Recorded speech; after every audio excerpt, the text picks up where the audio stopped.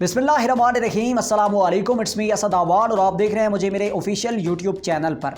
नाज़रीन किराम, अफ़गान तालिबान ने 22 साल लगातार स्ट्रगल करने के बाद आखिरकार अमेरिका को अपने मुल्क से बाहर भेजा और अपने मुल्क के ऊपर जो है उन्होंने अपनी हुकूमत वापस ले ली।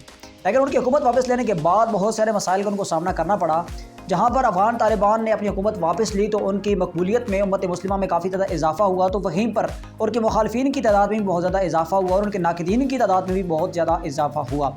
जो उनके नाक़दीन हैं वो नहीं चाहते कि अफ़गान तालिबान जो हैं वो अफ़गानिस्तान के ऊपर हुकूमत करें। वो ये समझते हैं कि इससे मईशत को भी नुकसान हो सकता है, अफ़गान बहुत पीछे रह सकते हैं और अफ़गानिस्तान जो है वो मज़ीद गरीब तार हो सकता है। जबकि जो उनके सपोर्टरान हैं अफ़गान तालिबान के, वो ये कहते हैं उम्मत मुस्लिमा का फ़ख्र है तालिबान और तालिबान का होना बहुत ज़रूरी है। आज मैं बात कर रहा हूँ पॉप सिंगर अफ़गान की आरियाना सईद जो हैं उनकी।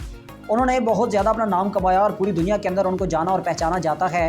इसी हवाले से अगर बात की जाए तो वो अफ़गान तालिबान की बहुत बड़ी मुखालिफ रही हैं अशरफ गनी दौर में। वो उन पर मुख्तलिफ़ किस्म के इल्ज़ामात लगाती रही हैं, उन पर तनकीद करती रही है और उसके अलावा भी लोग उनकी मुखालफत इसलिए करते हैं क्योंकि वो मगरबी लिबास पहनती है और मगरबी रहन सहन को पसंद करती हैं। लेकिन सबसे ज़्यादा मुखालफत उनकी तब शुरू हुई थी जब उन्होंने पेरिस के अंदर एक लोकल प्रोग्राम के अंदर एक ऐसा लिबास पहना था जिस लिबास को बहुत ज़्यादा गैर शरई समझा गया, गैर इस्लामी समझा गया और अफ़गान कल्चर के भी जो है वो मुतरादिफ नहीं समझा गया और उसके मुखालिफ समझा गया। इस वजह से उन्हें शदीद तनकीद का सामना करना पड़ा और आरियाना सईद का ये कहना है कि उनके इस लिबास की वजह से उन्हें कत्ल तक की धमकियां दी गई।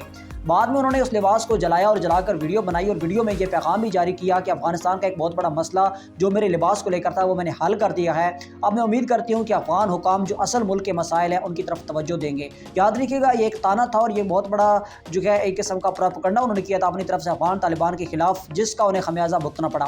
क्योंकि जैसे ही फिर दोबारा हुकूमत आई अफगान तालिबान की, ये जो लिबास जलाने वाली और जो लिबास की मुतनाज़ा बात है ये 2017 मई की है।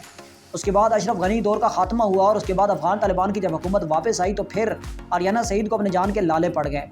उन्होंने ये देख लिया कि अब इस मुल्क के अंदर मेरा रहना मुश्किल हो चुका है, बल्कि नामुमकिन हो चुका है। और उन्हें यह डर था कि उन्होंने जो अफगान तालिबान के साथ किया है अब अफगान तालिबान भी उनको नहीं छोड़ेंगे, या तो उन्हें कत्ल करेंगे या उनके साथ बहुत बुरा करेंगे। जिस पर उन्होंने वहाँ से निकलने के लिए बहुत कोशिशें की, यानी कि वो एयरपोर्ट तक पहुँचना चाहती थी और अमेरिका जो है वो वापस जाना चाहती थी क्योंकि उनका जो नेशनलिटी कार्ड है वो अमेरिका का भी है। तो उन्होंने निकलने की बहुत कोशिश की लेकिन उनको निकलने में बार बार नाकामी होती थी और किसी न किसी तरीके से उनकी मुखबरी हो जाती थी।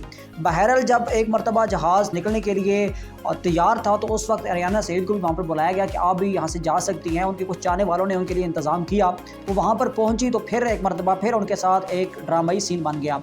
हुआ ये कि अफ़गान तालिबान के डर से बहुत से लिबरलिज़म के हामी लोग भी अफ़गानिस्तान को छोड़ना चाहते थे जिनके पास जहाज़ का टिकट भी नहीं था और वो भी जहाज़ के अंदर चढ़ चुके थे। जहाज़ फुल हो चुका था और इस डर से वहाँ का उस जहाज़ का जो पायलट था वो जहाज़ से उतर गया और कहीं गायब हो गया, जिसकी वजह से वो परवाज़ दोबारा रुक गई और आरियाना सईद को एक मरतबा फिर मुश्किलात का सामना करना पड़ा। अब उन्हें ये डर था कि अगर वो बाहर निकलती हैं तो वो पकड़ी जाएंगी। बहरहाल किसी न किसी तरीके से वो एयरपोर्ट से बाहर आ गई, लेकिन दोबारा ही ऐलान हो गया कि ये परवाज़ दोबारा जाएगी और पायलट का इंतज़ाम कर लिया गया। उसके बाद वो बैकअप दरवाजे से दोबारा जहाज़ के अंदर आई और मुल्क से फरार हो गई। अमेरिका जाकर उन्होंने अपने चाहने वालों को ये पैगाम दिया कि वो खैर खैरियत से अमेरिका पहुंच चुकी हैं। इस स्टोरी के बारे में आपका क्या कहना है? अपनी राय का इज़हार कमेंट सेक्शन में लाजमी कीजिएगा। मिलेंगे नए वीडियो में, तब तक के लिए इजाज़त दीजिए। अल्लाह हाफ़िज़।